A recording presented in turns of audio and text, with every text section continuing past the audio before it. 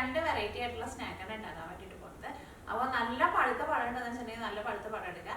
അപ്പോൾ നല്ല പഴുത്ത പഴം എന്ന് വെച്ചിട്ടുണ്ടെങ്കിൽ നമ്മൾ ഒരു റെസിപ്പി നമ്മുടെ ഹലുവ ഉണ്ടാക്കുന്നത്, അല്ലെങ്കിൽ കുറച്ച് ഗോതമ്പൊടിയൊക്കെ നെയ്യിലിന് വറുത്തിട്ട് ഹലുവ ഉണ്ടാക്കിയിട്ടുണ്ടെങ്കിൽ നല്ല ടേസ്റ്റ് ആയിരിക്കും. അപ്പോൾ പഴത്തിൻ്റെ മധുരം അനുസരിച്ചിട്ടിരിക്കും നമ്മുടെ ഹലുവയുടെ ടേസ്റ്റ്. നല്ല നാടൻ പഴകിയ നല്ല പഴുത്തിട്ട് നല്ല കറുത്ത തൊണ്ടക്കായിട്ട് വരില്ലേ, അങ്ങനത്തെ പഴം എന്ന് വെച്ചിട്ടുണ്ടെങ്കിൽ നല്ല ടേസ്റ്റ് ആയിരിക്കും. പിന്നെ വേറെ അടുത്ത സ്നാക്ക് ഉണ്ടായിരുന്നത് പഴംപൊരി പോലെ, പഴംപൊരി അല്ല കേട്ടോ, അതിൻ്റെ പുറത്ത് നമ്മൾ നല്ല ക്രിസ്പി ആയിട്ട് വരാൻ വേണ്ടിയിട്ട് ഒരു കോട്ടിങ് കൊടുത്തിട്ട് ഈ പഴത്തിൻ്റെ നീളത്തിൽ ചെറിയ ചെറിയ പീസൊക്കെ ആയിട്ട് കട്ട് ചെയ്തിട്ടാണ് അത് റെഡിയാക്കിയിട്ട് എടുക്കുന്നത്.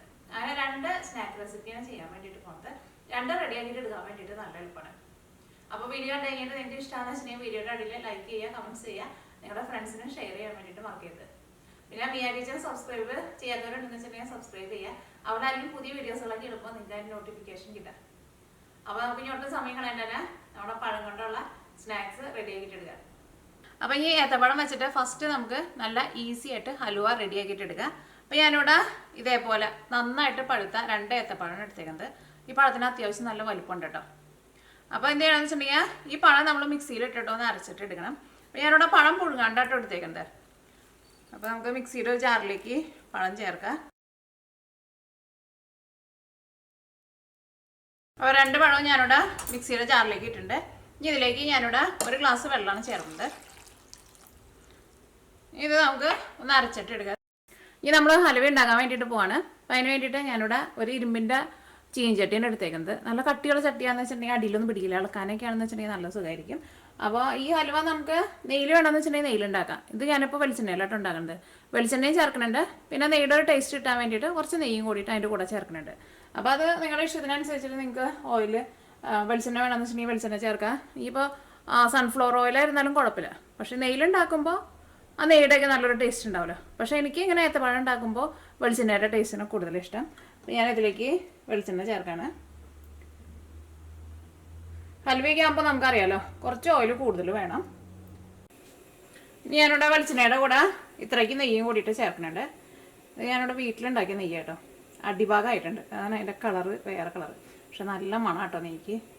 അപ്പോൾ നമ്മുടെ നെയ്യും ഓയിലും കൂടിയിട്ട് നന്നായിട്ടൊന്ന് ചൂടാവട്ടെ. ഇപ്പോൾ നമ്മുടെ ഓയിൽ നന്നായിട്ട് ചൂടായിട്ടുണ്ട്. ഇതിലേക്ക് ഞാനിവിടെ ചേർക്കാൻ വേണ്ടിയിട്ട് പോകുന്നത് ഗോതമ്പ് പൊടിയാണ് ചേർക്കുന്നത്. അത് ഞാനിവിടെ ഇതേപോലെ ഇങ്ങനെ ടേബിൾ സ്പൂണിൽ 3 ടേബിൾ സ്പൂൺ ഗോതമ്പ് പൊടിയാണ് ചേർക്കുന്നത്. ഓയിൽ നന്നായിട്ട് ചൂടായി കഴിഞ്ഞപ്പോൾ തീ പതുക്കൊന്ന് കുറച്ച് വെച്ചാൽ, അല്ലെങ്കിൽ നമ്മൾ ഈ ഗോതമ്പ് പൊടി ഇതിലേക്ക് ഇട്ട വഴിക്കാനായിട്ട് കരിഞ്ഞു പോകും. 2 ടേബിൾ സ്പൂൺ, 3 ടേബിൾ സ്പൂൺ. ഞാനിവിടെ തീ കൂട്ടി വയ്ക്കണം. അത് നമ്മൾ ഇളക്കി കൊടുത്തില്ലാന്ന് വെച്ചിട്ടുണ്ടെങ്കിൽ നമ്മൾ ചിലപ്പോൾ അത് ഗോതമ്പ് പൊടി ഇട്ട് വരുമ്പോഴേക്കും ചിലപ്പോൾ ഗോതമ്പ് പൊടി കൊണ്ട് കരിഞ്ഞു പോകും. ഒരുപാട് കൊണ്ട് കൂട്ടി വയ്ക്കണ്ട, ഇത് കരിഞ്ഞു പോരുത്. ഇത് ഈ വെളിച്ചെണ്ണയിൽ കിടന്നിട്ട് നന്നായിട്ടൊന്ന് മുരിഞ്ഞ് വരണം. ഇതിലേക്ക് ആവശ്യത്തിന് ഉപ്പ് ചേർക്കുക. ശർക്കര ചേർക്കണമെന്നുണ്ടെങ്കിലും ഉപ്പും കൂടിയിട്ട് ചേർക്കുക. അപ്പോഴായിരിക്കും നല്ല ടേസ്റ്റ് ഉണ്ടാവുക. ഞാനിവിടെ ഒരു മീഡിയം ഫ്ലെയിമിലാണ് വെച്ചേക്കുന്നത്. ഈ ഗോതമ്പ് ഇതിനകത്ത് കിടന്നിട്ട് നന്നായിട്ടൊന്ന് മുരിയട്ടെ. അപ്പോൾ നമ്മുടെ ഗോതമ്പ് ഈ വെളിച്ചെണ്ണയിൽ കിടന്നിട്ട് നന്നായിട്ട് മുരിഞ്ഞിട്ടുണ്ട്.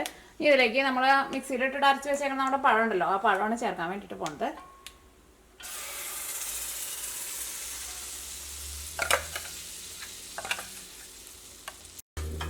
ഇതിലേക്ക് മധുരത്തിന് വേണ്ടിയിട്ട് ശർക്കരയാണ് ചേർക്കുന്നത്. അപ്പോൾ ഞാനിവിടെ 200 ഗ്രാം ശർക്കരയാണ് എടുത്തേക്കുന്നത്. അല്ലെങ്കിൽ ഇപ്പോൾ നിങ്ങളുടെ പഴത്തിന് ഇനിയിപ്പോൾ ഭയങ്കര മധുരം ഉണ്ടെന്ന് വെച്ചിട്ടുണ്ടെങ്കിൽ എൻ്റെ പഴത്തിന് അത്രയ്ക്ക് അങ്ങോട്ട് മധുരം എന്ന് പറയാൻ വേണ്ടിയിട്ട് വരില്ല. പക്ഷെ നമ്മുടെ നാടൻ പഴമൊക്കെയാണെന്ന് വെച്ചിട്ടുണ്ടെങ്കിൽ ഭയങ്കര മധുരമായിരിക്കുമല്ലോ. അപ്പോൾ ചിലപ്പോൾ ഇത്രയ്ക്ക് ശർക്കര ആവശ്യം ഉണ്ടാവില്ല. അത് നിങ്ങളുടെ ടേസ്റ്റിനനുസരിച്ചിട്ട് നിങ്ങൾ ചേർത്ത് കൊടുത്തോട്ടോ. കാരണം ശർക്കര നമ്മളിപ്പോൾ ചേർത്ത് കഴിഞ്ഞിട്ട് പിന്നെ ഒരിതം ഹലുവ ഒരിതം റെഡി ആയി കഴിഞ്ഞ് കഴിയുമ്പോൾ നമ്മൾ ടേസ്റ്റ് നോക്കിയിട്ട് ഇപ്പോൾ മധുരം കുറവ് പോലെ തോന്നണുണ്ടെന്ന് വെച്ചിട്ടുണ്ടെങ്കിൽ ശർക്കര അപ്പം ചേർത്താലും അത് നമ്മുടെ ടേസ്റ്റിനനുസരിച്ചിട്ട് ചേർത്ത് കൊടുത്താലും കുഴപ്പമില്ല കേട്ടോ. അപ്പോൾ ഞാനിതിലേക്ക് 200 ഗ്രാം ശർക്കരയാണ് ചേർക്കുന്നത്. അപ്പോൾ ഞാനിവിടെ എടുക്കുന്ന ശർക്കര കല്ലില്ലാത്ത ശർക്കരയാണ്. അപ്പോൾ നിങ്ങൾ എടുക്കുന്ന ശർക്കര കല്ലുള്ള ശർക്കരയെന്ന് വെച്ചിട്ടുണ്ടെങ്കിൽ ശർക്കരയിൽ കുറച്ച് വെള്ളം ഒഴിച്ചിട്ട് ശർക്കര ഒന്ന് അരിച്ചിട്ട് ചേർക്കുക. അപ്പോൾ ശർക്കര ഞാൻ ഇതേപോലെയാണ് ചേർക്കുന്നത്. ഇനി ഇതിലേക്ക് ഞാനിവിടെ എക്സ്ട്രാ 1 ഗ്ലാസ് വെള്ളം കൂടിയും ചേർക്കുന്നുണ്ട്. കാരണം ഈ പഴം നമുക്ക് നന്നായിട്ടൊന്ന് വെന്ത് കിട്ടണമല്ലോ, അല്ലെങ്കിൽ നമ്മുടെ ഹൽവയ്ക്ക് അത്രയ്ക്ക് ടേസ്റ്റ് ഉണ്ടാവില്ല. അപ്പോൾ ഇതിലേക്ക് 1 ഗ്ലാസ് വെള്ളം കൂടിയും ചേർക്കാം. ഇനി തീ നന്നായിട്ട് കൂട്ടി വയ്ക്കാം. ഞാനിവിടെ തീ നന്നായിട്ട് കൂട്ടി വെച്ചേക്കാണ്. ഇത് നന്നായിട്ട് അത് തള വന്നു കഴിയുമ്പോൾ പിന്നെ ഞാൻ എന്ത് ചെയ്യുന്നത് വെച്ചിട്ടുണ്ടെങ്കിൽ ചെറിയ തീയിൽ മൂടി വെച്ചിട്ടാണ് ഈ ഹൽവ റെഡിയാക്കിയിട്ട് എടുക്കുന്നത്. കാരണം ഈ പഴം നമുക്ക് ശരിക്കും നന്നായിട്ടൊന്ന് വെന്ത് കിട്ടണം. പഴം ശരിക്കും വെന്തില്ലാന്ന് വെച്ചിട്ടുണ്ടെങ്കിൽ നമ്മുടെ ഹൽവയുടെ ശരിക്കുള്ള ടേസ്റ്റ് കിട്ടില്ല. അപ്പോൾ മൂടി വെച്ചിട്ട് നമുക്ക് കുറച്ച് നേരം ഒന്ന് മൂടി വയ്ക്കാം. അപ്പോൾ പഴം നന്നായിട്ട് വെന്തൊക്കെ കഴിഞ്ഞ് കഴിയുമ്പോൾ പിന്നെ നമുക്ക് തുറന്ന് വെച്ചിട്ട് ഒന്ന് മിക്സ് ചെയ്തിട്ട് കൊടുത്തിട്ട് ഹൽവയുടെ ലാസ്റ്റിലേക്ക് ആകുമ്പോൾ അതേപോലെ ചെയ്യാം. പിന്നെ തുറന്ന് വെച്ചിട്ട് തന്നെ ഇളക്കണ്ട. ഇതൊന്ന് തുറച്ച് കഴിയുമ്പോൾ നമുക്ക് തീ നന്നായിട്ട് കുറച്ചിട്ടൊന്ന് മൂടി വയ്ക്കാം. ഒരു 10 അല്ലെങ്കിൽ ഒരു 15 മിനിറ്റ് ചെറിയ തീയിലാണ് ഇരിക്കട്ടെ. അപ്പോൾ ആ പഴം ഈ ശർക്കരയുടെയും ഈ വെളിച്ചെണ്ണയുടെയും കൂടെ കിടന്നിട്ട് അങ്ങോട്ട് വെന്ത് വന്നു കഴിയുമ്പോൾ നല്ല ടേസ്റ്റ് ആയിരിക്കും. നല്ല തള വരുന്നുണ്ട്. ഇനി ഞാനിവിടെ മീഡിയം ഫ്ലെയിമിലാണ് വെക്കുന്നത്. വലിയ പറമ്പൊക്കെയാണെന്ന് വെച്ചിട്ടുണ്ടെങ്കിൽ മീഡിയം ഫ്ലെയിമിനേക്കാളും കുറച്ചും കൂടി ഒന്ന് കുറച്ച് വെച്ചോ. ഇനി നമുക്കിത് മൂടി വയ്ക്കാണ്ട് ഇടയ്ക്ക് ഒന്ന് ഇളക്കിയിട്ട് കൊടുത്താൽ മതി. ചെറിയ തീയിലിരുന്നിട്ടാണ്ട് വെന്ത് വരട്ടെ. അപ്പോൾ നല്ല ടേസ്റ്റ് ആയിരിക്കും. ഇനി തുറന്നു നോക്കട്ടെ. അപ്പോൾ ഇതിനകത്ത് വെള്ളമൊക്കെ വറ്റി ഇത് നല്ല ഡ്രൈ ആയിട്ട് വന്നിട്ടുണ്ട്. ഈ പഴമൊക്കെ ആയിരുന്നാലും വെന്തിട്ടുണ്ട്. ഒരു പഴം വെന്തേരം നല്ലൊരു സ്മെല്ലൊക്കെ വരുന്നുണ്ട്. ഇനി ഞാനിതോടെ മൂടി വെക്കുന്നില്ല കേട്ടോ. അപ്പോൾ പഴം വെന്ത് കിട്ടാൻ വേണ്ടിയിട്ടാണ് നമ്മളിത് മൂടി വെച്ചിട്ടുണ്ടായിരുന്നത്. ഇനി ഇത് നമുക്ക് തുറന്ന് വെച്ചിട്ട് ഇങ്ങനെ ഇളക്കി കൊടുക്കാം. ഇത് അടിയിൽ പിടിയാതിരിക്കാൻ വേണ്ടിയിട്ട് നോക്കണം. ഇതേപോലെ ഇങ്ങനെ ഒരു ചട്ടം വെച്ചിട്ട് ഇങ്ങനെ ഇളക്കി കൊടുക്കാം. അപ്പോൾ ഇരുമ്പിൻ്റെ ചട്ടിക്കാന്ന് വെച്ചിട്ടുണ്ടെങ്കിൽ നമുക്ക് അടിയിൽ നിന്ന് ഇങ്ങനെ നല്ല ഇങ്ങനെ എന്താ പറയുക നന്നായിട്ട് ഇങ്ങനെ അമർത്തി ഇങ്ങനെ ഇതേപോലെ ഇങ്ങനെ കാണിച്ചിട്ട് ഇളക്കി കൊടുക്കാൻ വേണ്ടിയിട്ട് പറ്റും. ഞാൻ നോൺ സ്റ്റിക്കിൻ്റെ പാനിൽ സാധാരണ ഉണ്ടാക്കിയിട്ടില്ല കേട്ടോ. അപ്പോൾ എനിക്ക് ഇതേപോലത്തെ ഇങ്ങനെ പാനിലിട്ട് ഉണ്ടാക്കേണ്ട ഇഷ്ടം. അപ്പോൾ നമുക്കിങ്ങനെ ഇളക്കാനൊക്കെ ആയിരുന്നാലും നല്ല സുഖമാണ്. ഇനി അത് ഓയിലൊക്കെ നന്നായിട്ടൊന്ന് തെളിഞ്ഞ് വരട്ടെ.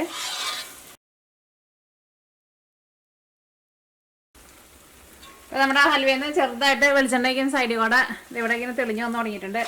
വെളിച്ചെണ്ണ നന്നായിട്ട് തെളിഞ്ഞ് വരട്ടെ കേട്ടോ. ഹലുവ നമുക്ക് 5 മിനിറ്റിലുണ്ടാക്കാം, 10 മിനിറ്റിലുണ്ടാക്കാം, അരമണിക്കൂർ എടുത്തിട്ടുണ്ടാക്കാം. സമയം കൂടുതൽ എടുത്തിട്ട് ഉണ്ടാക്കുമ്പോൾ ഹലുവയുടെ ടേസ്റ്റിനായിരുന്നാലും നല്ല വ്യത്യാസം ഉണ്ടാവും. ശരിക്കും ഹലുവ എന്ന് പറയുമ്പോൾ നമ്മൾ ഇതിലേക്ക് ഫസ്റ്റ് നന്നായിട്ട് നെയ്യ് അല്ലെങ്കിൽ ഓയിലോ ചേർക്കും. ലാസ്റ്റ് ആകുമ്പോൾ ആ ചേർത്തേക്കണ ഓയിലൊക്കെ പുറത്തേക്ക് വരണം. അതാണ് ശരിക്കും ഹലുവ എന്ന് നമ്മൾ പറയാം. ഹലുവയുടെ ശരിക്കുള്ള ഒരു പരുവെന്ന് പറയാം. അപ്പോൾ ഇതിനകത്ത് ഓയിലേക്ക് തെളിഞ്ഞു വന്ന് തുടങ്ങിയിട്ടുണ്ട്. എൻ്റെ സൈഡിലൊക്കെ നിറച്ചിങ്ങനെ ഓയിൽ വന്നിരിക്കണുണ്ട്. ഒന്നും കൂടി ഒന്ന് ഓയിൽ തെളിഞ്ഞോട്ടെ. ഈ കയ്യിലുമ്മ പിടിച്ചിരിക്കുന്നുണ്ട്.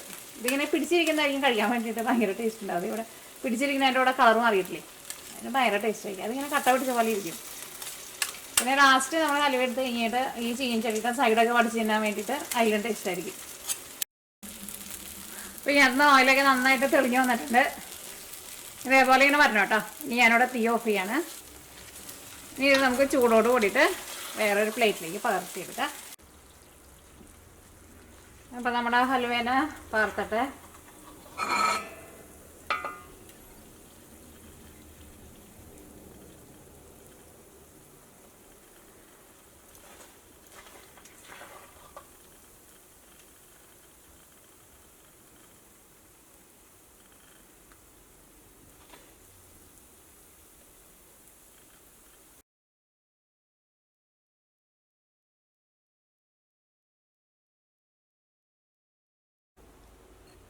അപ്പോൾ നമ്മുടെ നല്ല പഴുത്ത പഴം കൊണ്ടുള്ള ഹലുവ റെഡി ആയിട്ടുണ്ട്. ഇനി നമ്മൾ അടുത്ത വേറെ ഒരെണ്ണോടി ഉണ്ടാക്കുന്നുണ്ട്. ഇനി നമ്മൾ പഴം വെച്ചിട്ട് അടുത്ത പലഹാരം ഉണ്ടാക്കാൻ വേണ്ടിയിട്ട് പോവാണ്.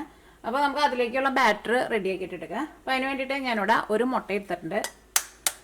അപ്പോൾ നമ്മൾ മുട്ട കഴിക്കാത്തവരാന്ന് വെച്ചിട്ടുണ്ടെങ്കിൽ ഈ മുട്ട ചേർക്കണ്ട കേട്ടോ. പക്ഷേ മുട്ടയും കൂടി ചേർക്കുന്നതാണ് എനിക്ക് കൂടുതൽ ഇഷ്ടം.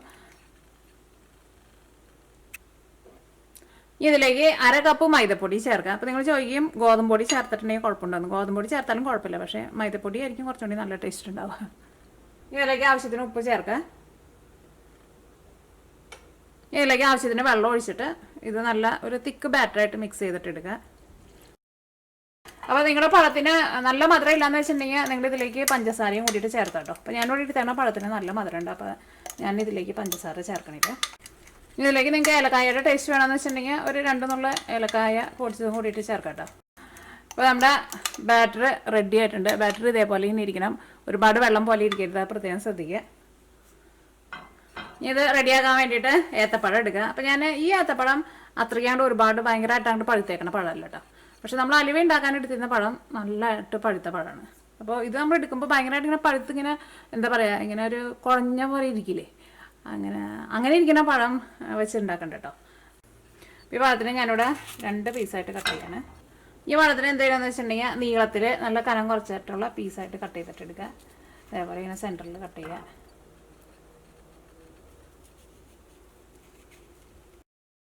ഇങ്ങനെ നീളത്തിൽ പീസായിട്ട് ഇങ്ങനെ കട്ട് ചെയ്തിട്ട് എടുക്കുക. അപ്പോൾ ബാക്കിയുള്ള പഴം ഇങ്ങനെയാണ് കട്ട് ചെയ്തിട്ട്. അപ്പോൾ നമ്മുടെ ക്രിസ്പി ആയിട്ടുള്ള പഴംപൊരി ഉണ്ടാക്കാനുള്ളതെല്ലാം റെഡി ആയിട്ടുണ്ട്. പഴം കട്ട് ചെയ്തെടുത്തിട്ടുണ്ട്, ബാറ്റർ റെഡിയാണ്, നമ്മുടെ ബ്രെഡ് ക്രംസും റെഡിയാണ്. അപ്പോൾ ഇതിൽ നിന്ന് ഓരോ പീസ് പഴം എടുക്കുക. ഈ പഴം ഈ നമ്മുടെ മിക്സിൽ ഇതേപോലെ ഇങ്ങനെ ആക്കുക. അപ്പോൾ ഇത് അത്യാവശ്യം നല്ല കട്ടിയുള്ളത് കൊണ്ട് തന്നെ നല്ലൊരു തിക്ക് കോട്ടിങ് ഉണ്ട് കേട്ടോ, പ്രത്യേകം ശ്രദ്ധിക്കുക. ഈ ഇതെടുത്തിട്ട് നമ്മുടെ ബ്രെഡ് ക്രംസിലേക്ക് ഇടുക. അങ്ങനെ എല്ലാവരും എടുത്തിട്ട് അങ്ങനെ ബ്രെഡ് ക്രംസിലേക്ക് ഇടുക.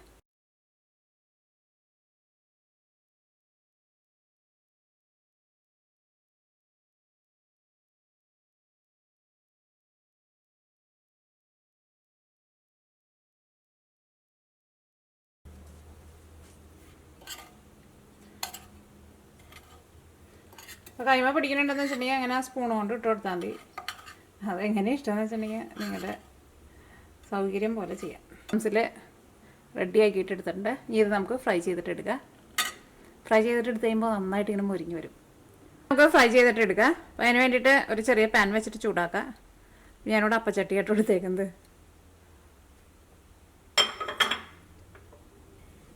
വേറെ വെളിച്ചെണ്ണ നന്നായിട്ട് ചൂടായിട്ടുണ്ട്. ഇനി ഇത് നമുക്ക് ഓരോന്നായിട്ട് ഓയിലിലേക്ക് ഇടാം. വെളിച്ചെണ്ണ ചൂടാവണുള്ളൂ.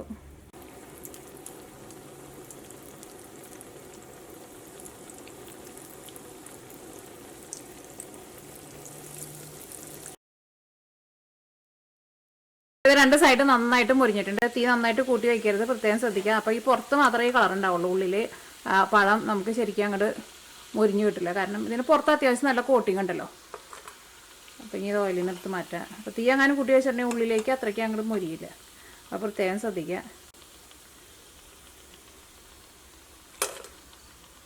ക്രിസ്പി അല്ലേ? നല്ല ക്രിസ്പി ആയിട്ട് തന്നെ ഇരിക്കും. തണുത്ത് കഴിഞ്ഞാൽ നല്ല ക്രിസ്പി ആയിട്ടിരിക്കും. കഴിക്കാമെന്ന് വെച്ചിട്ടുണ്ടെങ്കിൽ നല്ല ടേസ്റ്റാണ്. അപ്പോൾ നമ്മുടെ പഴം പൊരിച്ചതും റെഡി ആയിട്ടുണ്ട്. ഇതേപോലെ നമ്മൾ ഉണ്ടാക്കിയിട്ടുണ്ടെങ്കിൽ ഇനി പഴംപൊരി ചിലപ്പോൾ നമ്മൾ ഉണ്ടാകത്തില്ല, ഇതേപോലെ ആയിരിക്കും ഉണ്ടാക്കുക. പഴംപൊരിയുടെനേക്കാളും കുറച്ചും കൂടി നല്ല ടേസ്റ്റ് എനിക്ക് ഇങ്ങനെയാണ് തോന്നിയത്. അത് പഴത്തിൻ്റെ ഒരു ടേസ്റ്റ് അനുസരിച്ചിട്ടിരിക്കും കേട്ടോ. നല്ല മധുരമുള്ള പഴമെന്ന് വെച്ചിട്ടുണ്ടെങ്കിൽ അടിപൊളി ടേസ്റ്റാണ്. അപ്പോൾ നമ്മുടെ ഹലുവയും റെഡി ആയിട്ടുണ്ട്, നമ്മുടെ പഴം പൊരിച്ചതും റെഡി ആയിട്ടുണ്ട്. അപ്പോൾ അത് രണ്ടും നിങ്ങൾ ട്രൈ ചെയ്ത് നോക്കിയിട്ട് ഫീഡ്ബാക്ക് പറയാനും മറക്കരുത്. അപ്പോൾ ഇനി നമുക്ക് നാളെ വേറൊരു പുതിയ റെസിപ്പി ആയിട്ട് വരാം.